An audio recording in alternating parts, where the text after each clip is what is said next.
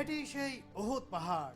এই পাহাড়ের পাদদেশেই সংঘটিত হয়েছিল ইসলামের দ্বিতীয় সশস্ত্র যুদ্ধ, যা উহুদের যুদ্ধ নামে পরিচিত।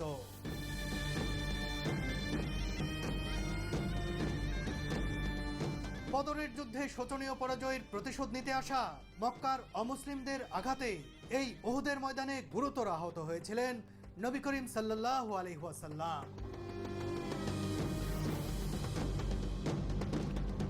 এই জায়গাতেই মহানবী হজরত মুহাম্মদ সাল্লাল্লাহু আলাইহি ওয়াসাল্লামের উপরে আঘাত করা হয়েছিল, আর সাথে সাথে তার দুটি দাঁত ভেঙে গিয়েছিল। আল্লাহর নির্দেশে সেদিন এই পাহাড় ফাঁক হয়ে আহত নবীজিকে আশ্রয় দিয়েছিল।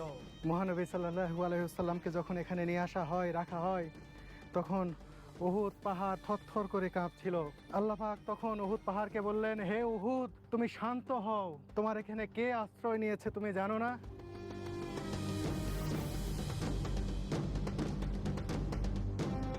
আসলে মুসলিমদের জন্য এই আবেগ সম্বরণ করা কঠিন, আর সে কারণেই সুরভি কাঁদতেই আছে।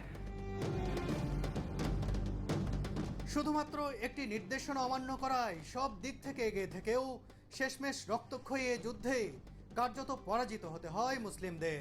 এ যুদ্ধে প্রাণ হারান 70 জন সাহাবা।